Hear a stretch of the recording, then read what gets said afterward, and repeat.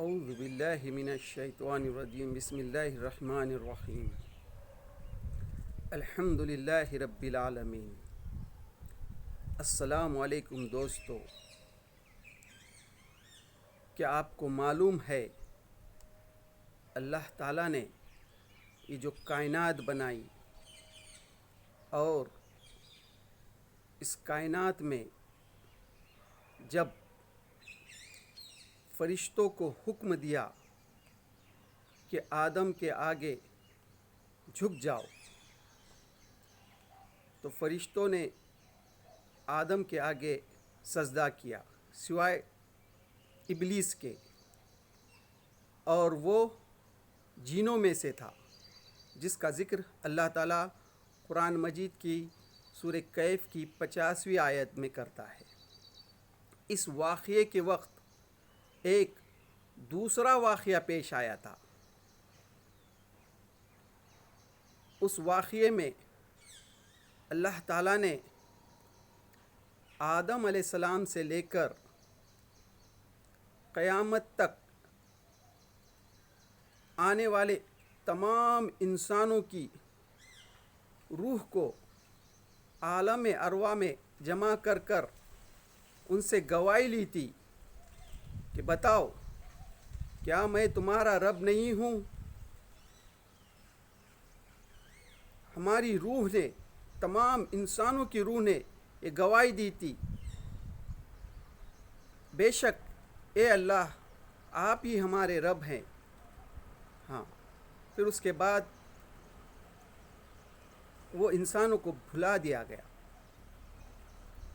اس واقعے کے سلسلے میں آئے ہم دیکھتے ہیں قرآن مجید کیا کہتا ہے۔ سورہ اعراف آیات 172 اور 173، جس میں اللہ تعالیٰ فرماتا ہے، اور اے نبی، اپنے نبی سے مخاطب ہو کر اللہ تعالیٰ کہتا ہے، اے نبی، لوگوں کو یاد دلاؤ وقت جب تمہارے رب نے بنی آدم کی پشتوں سے ان کی نسلوں کو نکالا تھا اور انہیں خود ان کے اوپر گواہ بناتے ہوئے پوچھا تھا، کیا میں تمہارا رب نہیں ہوں؟ انہوں نے کہا، ضرور آپ ہی ہمارے رب ہیں، ہم اس پر گواہی دیتے ہیں۔ یہ 172ویں آیت، جس کی تشریح میں تفہیم القرآن میں مولانا مودودی رحمۃ اللہ علیہ لکھتے ہیں کہ یہ واقعہ اسی طرح پیش آیا تھا جس طرح اللہ تعالیٰ نے فرشتوں کو حکم دیا تھا کہ آدم کو سجدہ کرو۔ وہ واقعہ جس طرح سے پیش آیا تھا، یہ واقعہ بھی اسی طرح پیش آیا تھا۔ پھر آگے انہوں لکھتے ہیں کہ اگر آگے لکھتے ہیں کہ قیامت کے دن یہ گواہی حجت کے طور پر پیش کی جائے گی۔ کل قیامت کے دن جب اللہ تعالیٰ ہم کو دوبارہ زندہ کرے گا تو یہ حجت کے طور پہ پیش کی جائے گی۔ پھر آگے اللہ تعالیٰ 173ویں آیت میں کہتا ہے، یہ ہم نے اس لیے کیا کہ کہیں تم قیامت کے روز یہ نہ کہہ دو کہ ہم تو اس بات سے بے خبر تھے۔ قیامت کے دن ہم یہ نہ کہہ سکے اللہ تعالیٰ کو کہ ہم تو اس بات سے بے خبر تھے، یا یہ نہ کہنے لگو کہ شرک کی ابتدا تو ہمارے باپ دادا نے ہم سے پہلے کی تھی۔ یعنی شرک کی ابتدا جو ہے تو ہمارے باپ دادا نے پہلے سے کی تھی، اور ہم بعد کو ان کی نسلوں میں پیدا ہوئے۔ پھر کیا آپ ہمیں اس قصور میں پکڑتے ہیں جو غلط کار لوگوں نے کیا ہے؟ اللہ کے سامنے کل قیامت کے دن ہم یہ حجت پیش نہیں کر سکیں گے کہ شرک کی ابتدا جو ہے تو ہم سے پہلے کے باپ دادا نے کی تھی۔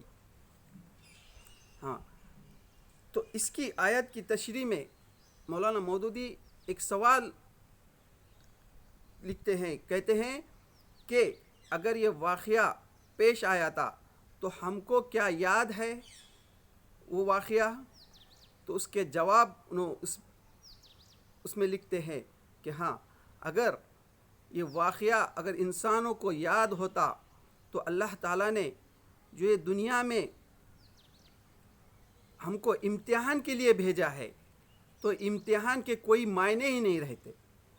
ہاں، پھر فی ظلال القرآن میں سید قطب شہید رحمۃ اللہ علیہ لکھتے ہیں،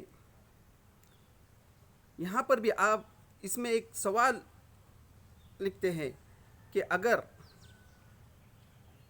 یہ واقعہ جو ہے پیش آیا تھا تو انسانوں کی فطرت میں ہے ایک اللہ کی عبادت، شرک سے نفرت، تو رسولوں کی آمد کے کیا معنی ہیں؟ رسول جو اللہ تعالیٰ نے دنیا میں بھیجے اس کے کیا معنی ہیں؟ ہاں، اس کے جواب میں لکھتے ہیں کہ اللہ تعالیٰ نے جو ہے انسان کو اس کی عقل پہ نہیں چھوڑا، بلکہ اس نے دنیا میں رسول بھیجے، کیونکہ عقل بھی بھٹک جاتی ہے، کبھی کبھی عقل جو ہے راہ راست سے بھٹک جاتی ہے. اسی لیے اللہ تعالیٰ نے اس دنیا میں رسولوں کو بھیجا، نبیوں کو بھیجا. ہاں، حدیثوں میں آتا ہے اللہ تعالیٰ نے اس دنیا میں کم و بیش 1,24,000 پیغمبر بھیجے. انہوں نے جب بھی دنیا میں بگاڑ آیا، انہوں نے انسان کی فطرت پہ جو اللہ تعالیٰ نے اس کو بھیجا ہے دنیا میں امتحان کے لیے ہے، تو وہ اس کو راہ راست بتائے. ہاں دوستو، تو یہ ہم کو جو یہ واقعہ بھلا دیا گیا ہوا ہے، تو اس کی یاد دہانی کے لیے اللہ تعالیٰ نے دنیا میں نبی اور رسول بھیجے. اور اس سلسلے میں ڈاکٹر اسرار احمد بھی بڑی تفصیل سے گفتگو کرتے ہیں. وہ کہتے ہیں کہ یہ عالم ارواح میں جو واقعہ پیش آیا تھا یہ انسانوں کا پہلا جنم تھا، جو اللہ تعالیٰ نے تمام انسانوں سے گواہی لی، پھر اس کے بعد موت دے دی. پھر اب یہ جو دوسرا جنم ہے ہمارا اس دنیا میں، یہ جو ہے ایک امتحان ہے. اب یہاں پر ہم جو اعمال کریں گے اس کا رزلٹ جب ہم کو موت آئے گی اور جب قیامت قائم ہوگی تو تیسرا جنم جو ہوگا اس میں اس کا رزلٹ دیا جائے گا اور اس کے مطابق فیصلہ ہوگا. ہاں، تو ہاں دوستو، تو ہم جو آپ کے سامنے اللہ کے رسول صلی اللہ علیہ وسلم کی سیرت، حیات طیبہ کا حاصل مطالعہ اور قرآن مجید کا حاصل مطالعہ جو لے کر آئے ہیں، اس کی ایک چھوٹی سی کوشش اسی لیے ہے دوستو، تاکہ ہم جو ہے کل قیامت کے دن اللہ کے سامنے جواب دے سکے کہ اللہ، آپ نے جو دنیا میں انسانوں کو جو مقصد کے لیے بھیجا تھا اس کی یاد دہانی کے لیے ہم یہ چھوٹی سی کوشش کر رہے ہیں. تو اللہ سے دعا ہے دوستو، ہم اس کوشش میں ہم سے جہاں بھی کوتاہی یا غلطی ہو رہی، اللہ اس کو معاف فرما.